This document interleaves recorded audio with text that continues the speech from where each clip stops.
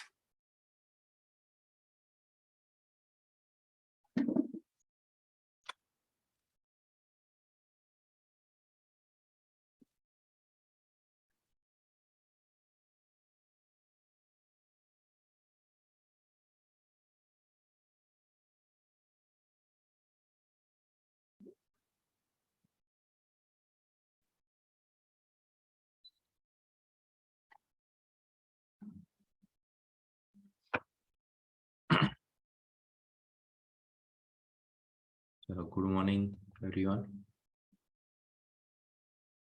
चलो देवांशी है, देवांग है, अनिया है, Bharat is there, Ritva, Nikunj, Anakshanam, Kaustubh, Aman, Shubham, Sania, Neville, Riddhi, Dhaneshwari, Zaid, Aditi, Deep, Maitri, Srishti. Zaid is also regular. Kamakshi, Mrunali, Hinal. iPhone is there. Real, Nirali, Kush, Nirali, Zil, Zaid. Chaya, Mahek, Baria, Neha, Vaibhavi, Nirva, Bansri, Mandar, Riya, Harjot, Dhanush, Heli, Megha, Saideep, Parth, धर्मी, दीपा। अरे इतने बच्चे कहाँ सो गए? અને આ પાછળના છોકરા બધા શું છે? ફોટો મૂકી દીધા છે બધાના. પટેલ, વિરેન, કુશ, વીરુ, દીપા, હિના, હિનો, छाया, भाविन। चलो काफी सारे बच्चे हैं बट पीछे के फोटोस बंद है सब। सो रहे हो? चलो फाइन, सो रहे हो तो भी कोई चिंता नहीं है।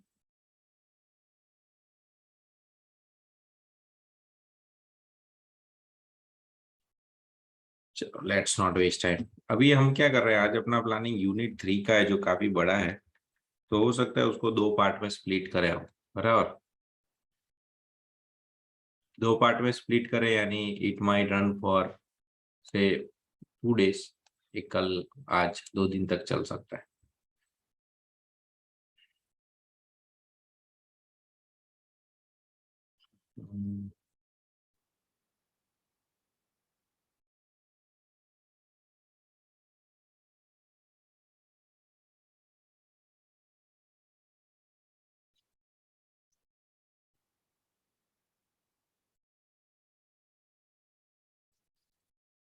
आवाज क्लियर है ना? मैंने सिस्टम थोड़ा चेंज किया इसलिए।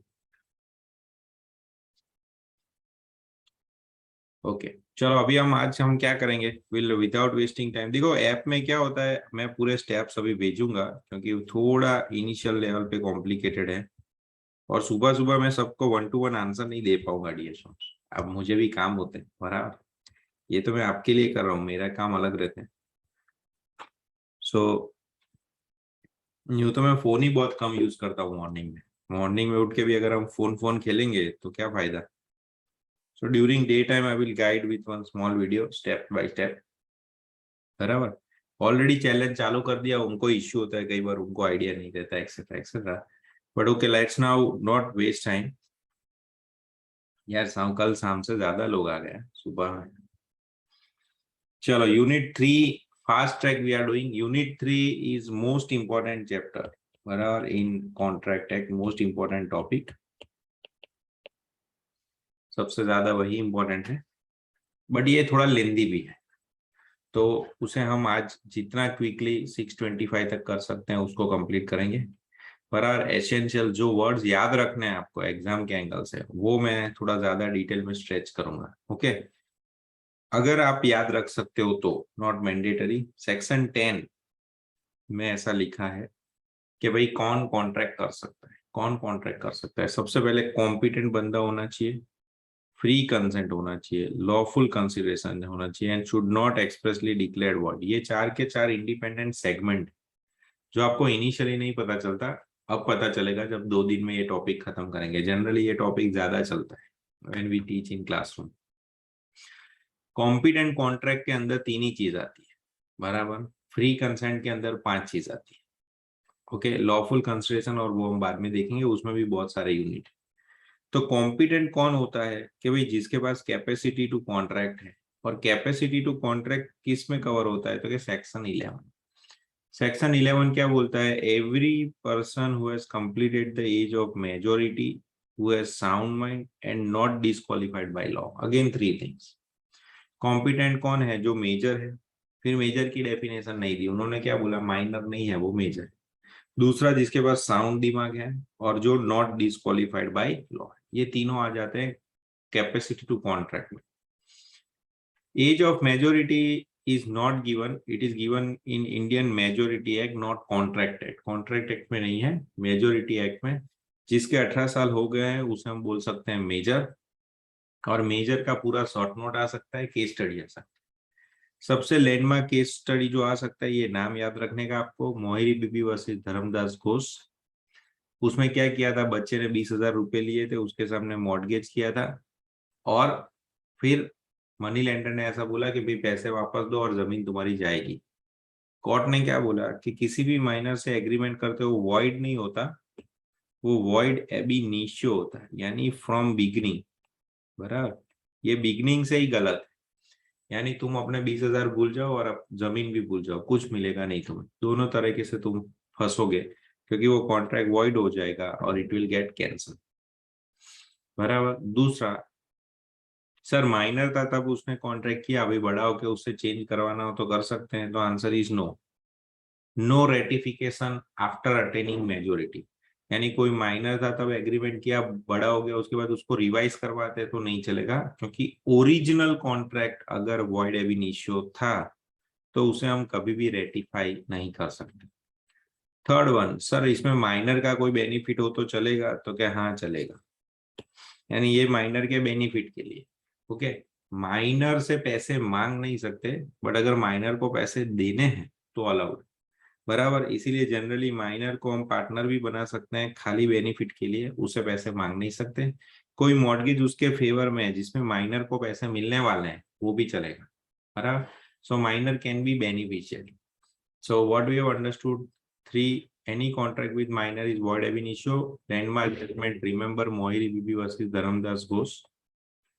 दूसरा, no ratification and it can, minor can be beneficiary. दूसरा, माइनर ने जानबूझ के गलती की है, जानबूझ के इंटेंशनली फ्रॉड किया है, इंटेंशनली फ्रॉड किया है, तो भी वो सेफ है, तो भी वो बोल सकता है भाई मैं तो माइनर था, मुझे नहीं समझ में आता, आप मुझे माफ करो, तो भी आपको माफ करना पड़ेगा।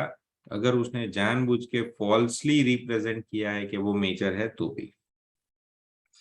माइनर 2 चीज के लिए लायबल होता है, यहाँ पे एक आएगी, he is liable for necessaries. But मैंने आपको क्लास में कराया है कि minor is liable for 2 things, one is necessaries and another is torts.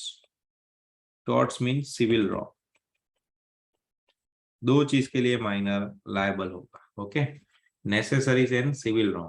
यानी अगर आपको रोटी कपड़ा और मकान या फिर एजुकेशन आपके लेवल का नहीं मिलता है, और आप, या फिर आपके पीछे उसका खर्चा किया, तो आपको उसके पैसे देने पड़ेंगे। सर लेकिन उसके पास तो पैसे ही नहीं, तो वहां पे भी हमने देखा था कि minor is personally not liable. बराबर, क्या लायबल होता है, खाली उसका एस्टेट, यानी उसकी प्रॉपर्टी। सर अगर उसके पास एस्टेट है ही नहीं तो कुछ भी लायबल नहीं होगा। बराबर, तो लायबल होगा ही नहीं। तो माइनर लायबल 2 चीज के लिए होता है, एक नेसेसरी, एक टॉर्ट्स। टॉर्ट्स यानी civil wrong.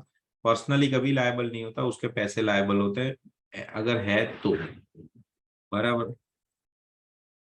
So miner's estate is liable for necessary of two things. One is goods reasonably necessary for support of his life, and वो सपोर्ट के लिए होना चाहिए, एक्सेस नहीं होना चाहिए, लग्जरी नहीं होना चाहिए. It should not have sufficient supply of these necessaries. बराबर. बट ओवरऑल कॉन्सेप्ट आपको क्या याद रखने का पता है कि वो जरूरी है. तो यहाँ पे एक लाइन लिखते हैं, question turns upon minor status in life utility rather than ornament. अगर ये लाइन लिख सकते हो अगर एग्जाम में पूछा तो. यूटिलिटी यानी काम की चीज, ऑर्नामेंट यानी सुंदर दिखने के लिए, दिखने के लिए नहीं, जरूरी होना चाहिए, बराबर. रूटीन में उसकी लाइफ के लिए जरूरी होना चाहिए, दिखने के लिए शो ऑफ करने की जरूरत नहीं, बराबर. और अगर उसके पास पैसे नहीं है तो नहीं मांग सकते, एसेट है तो मांग सकते. सर कॉन्ट्रैक्ट वो तो कर नहीं सकते, तो गार्डियन करेंगे तो चलेगा. तो क्या, हाँ गार्डियन करेंगे तो चलेगा, बट वो माइनर के बेनिफिट के लिए होने चाहिए, बराबर. माइनर के बिहाफ पे और माइनर के बेनिफिट के लिए. अगर माइनर के बेनिफिट के लिए नहीं है तो नहीं चलेगा. दूसरा, माइनर के बिहाफ पे आप इमूवेबल प्रॉपर्टी नहीं खरीद सकते, बराबर. माइनर के बिहाफ पे इमूवेबल प्रॉपर्टी नहीं खरीद सकते, वो खास याद रखने का. खरीद नहीं सकते तो ऑब्वियसली आप बेच भी नहीं सकते. दूसरा, माइनर को कभी भी स्पेसिफिक परफॉर्मेंस के लिए फोर्स नहीं कर सकते, यानी हम उसे कभी सीरियल में काम करना ही पड़ेगा, मूवी में काम करना ही पड़ेगा, बराबर.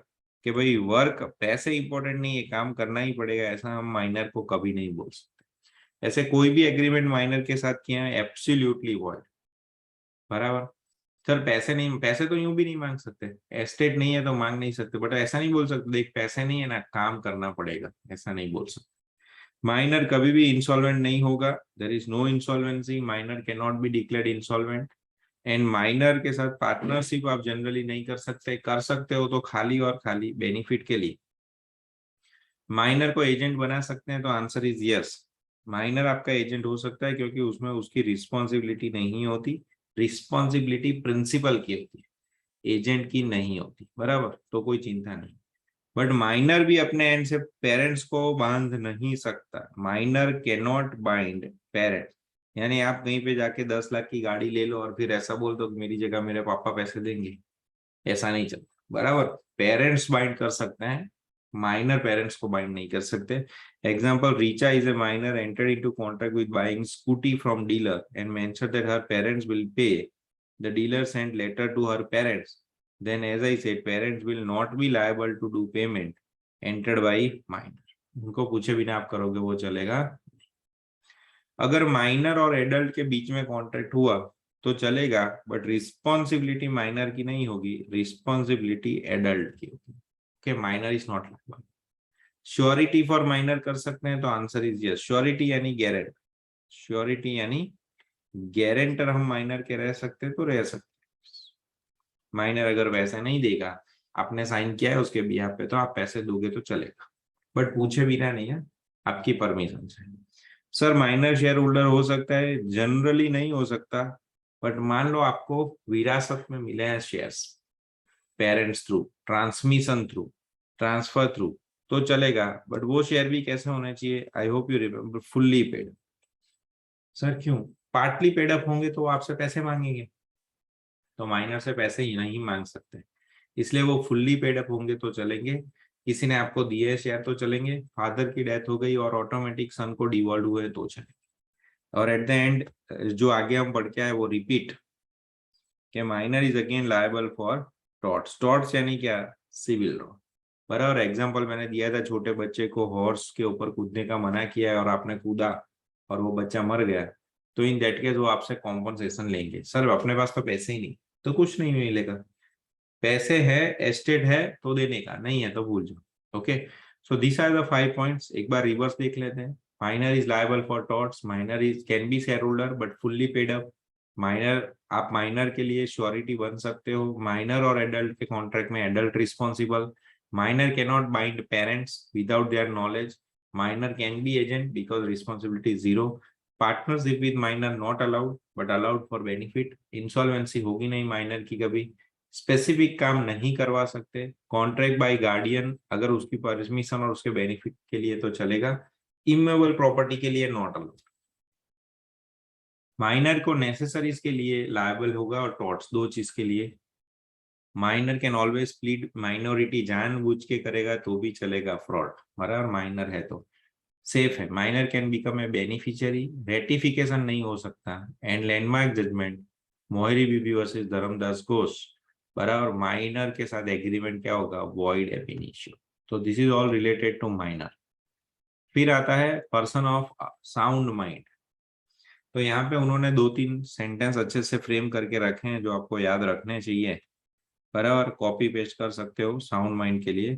A person who is usually of unsound mind, जो जनरली पागल है बट ओकेजनली साउंड है था उसका माइंड, तो वो कॉन्ट्रैक्ट कर सकता है। कब, जब उसका दिमाग साउंड हो तो चलेगा।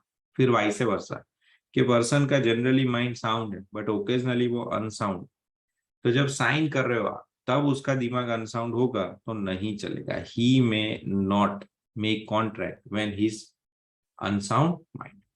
एग्जाम्पल सिंपल दिए, ल्यूनेटिक एसएलएम यानी बीच बीच में जिसको दौरे पड़ते हैं वो एग्रीमेंट नहीं कर सकता, जब दौरे पड़े तब। कोई बीमार है, फीवर है, दारू पिया हुआ है, उसका दिमाग ठीक से नहीं चल रहा है, तब वो कॉन्ट्रैक्ट नहीं कर सकता। बट हाँ, नॉर्मल हो जाएगा तो कर सकता है। सर अगर ऐसे लोगों ने कॉन्ट्रैक्ट किया तो क्या, वॉइड बराबर। तो अगेन ये बुलेट पॉइंट में उन्होंने समझा है, person who is usually unsound mind but occasionally sound mind may make contract, and person who is usually sound mind but occasionally unsound mind may not make contract। पुरानी book में ना इसमें भी तीन पार्ट थे कि भाई एक मैड होता है, एक इडियट होता है, और मैड के अंदर ल्यूनाटिक भी आ जाता है, इडियट होता है और ड्रंकर्ड आता है। ये पुरानी बुक में था बराबर। ल्यूनाटिक यानी कभी कभी दोहरे पड़ना, मैड यानी उसकी मानसिक स्थिति ठीक नहीं। सर तो डिफरेंस क्या है मैड, ल्यूनेटिक और इडियट में? इडियट यानी 365 डेज 24 आवर्स पागल ऑल टाइम बराबर, उनको क्या बीच बीच में दौरे पड़ते हैं ल्यूनेटिक को। और ड्रंकर्ड यानी शराब पिएगा तब उसका दिमाग नहीं चलता, बाकी चलता है। अभी नए बुक में उन्होंने ये तीन सेगमेंट निकाल दी। और ये डिसक्वालिफाइड बाय पर्सन, इन लोगों से आप कॉन्ट्रैक्ट नहीं कर सकते, ये स्पेसिफाइड लोग बराबर, एकदम स्पेसिफाइड लोग हैं, यानी इनको खास इंपॉर्टेंस मिला है मेजोरिटी को। तो ये आपको याद रखना है। पॉलिटिकल स्टेटस की वजह से फॉरेन सोविनियर पे आप केस नहीं कर सकते, नंबर वन। एम्बेसडर्स पे नहीं कर सकते। एलियन एनिमी, जिनके साथ आपकी लड़ाई चल रही है, उनसे कॉन्ट्रैक्ट नहीं कर सकते। कॉरपोरेशन से पर्सनल कॉन्ट्रैक्ट नहीं कर सकते, बिजनेस और अलाउड कॉन्ट्रैक्ट होगा। जो जेल में होगा उनसे कॉन्ट्रैक्ट नहीं कर सकते, और इंसॉल्वेंट लोगों से नहीं कर सकते। कई बार 1 और 2 को मर्ज कर दोगे तो टोटल 5 हो जाएगा, क्योंकि बीच में एंड लिखा है। तो फॉरेन सोविनियर and ambassador number 1, you can take alien enemy number 2, corporation number 3, convict number 4 and insolvent number 5। इतने लोगों से आप कॉन्ट्रैक्ट कर सकते नहीं। फ्री कंसेंट के लिए मैंने आपको बोला था कि इसमें ना आपको ये डिटेल में केस देखने हो तो देखने के, बाकी बाद में आपको डिफरेंस देख लेने का। तो एक क्विक डिफरेंस देख लेते हैं हम, जो एग्जाम के लिए मैंने बोला था इंपॉर्टेंट होगा, कोवर्जन और अनड्यू इन्फ्लुएंस। आपको लर्न भी होगा क्योंकि ये क्लास में टेस्ट में भी लिया है। इसमें होता है फिजिकल फोर्स, मोस्ट इंपॉर्टेंट। यहाँ पे होता है moral and mental pressure.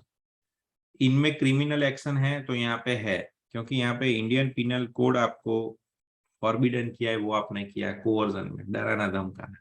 Undue influence में ऐसा नहीं है, there is no illegal thing in undue influence. यहाँ पे सबसे इंपॉर्टेंट, रिलेशनशिप जरूरी नहीं, किसी को डराने धमकाने के लिए पहचान जरूरी नहीं, आप थर्ड पार्टी से भी प्रेशर करवा सकते हो। अनड्यू इन्फ्लुएंस तभी होगा जब दोनों के बीच में खास रिलेशन हो, गुरु शिष्य, husband wife etcetera etcetera.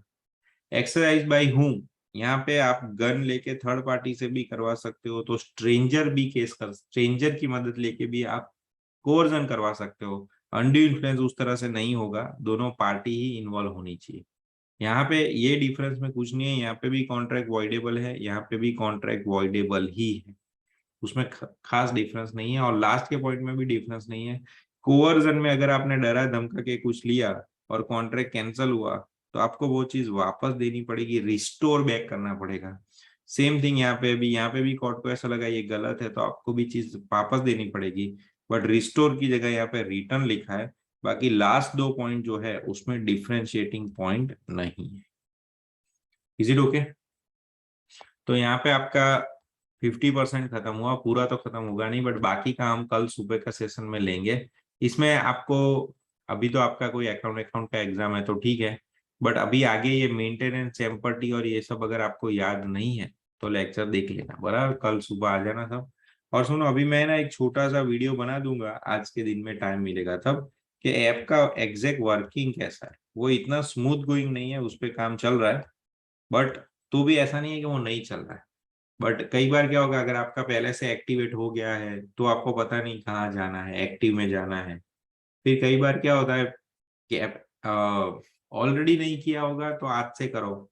Start करते वक्त अगर 5 की जगह आपने 6 दिया होगा तो चैलेंज स्टार्ट नहीं होगा, 5 दिन ही होने चाहिए।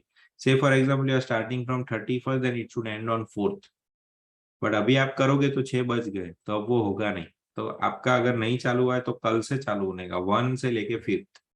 Okay, that way I will guide it with small video. So अभी सबके अलग अलग इश्यूज हो सकते हैं, वो कभी शांति से रिजॉल्व करेंगे, बट मैं छोटा सा डिटेल वीडियो बनाऊंगा, so in that you will get idea. Okay, चलो अभी सोने का नहीं, पढ़ने बैठ जाओ सब, चाय वाय पी के, don't waste your time. Okay, चलो टेक केयर। कल हम बाकी का पोर्शन लेते हैं यहाँ से, fast track. Mistake of law and mistake of fact में कई बार कंफ्यूजन होता है बच्चों को, but as I said this is little bit lengthy unit, so बाकी का कल हम सेक्शन में देखेंगे। चलो टेक केयर, बाय।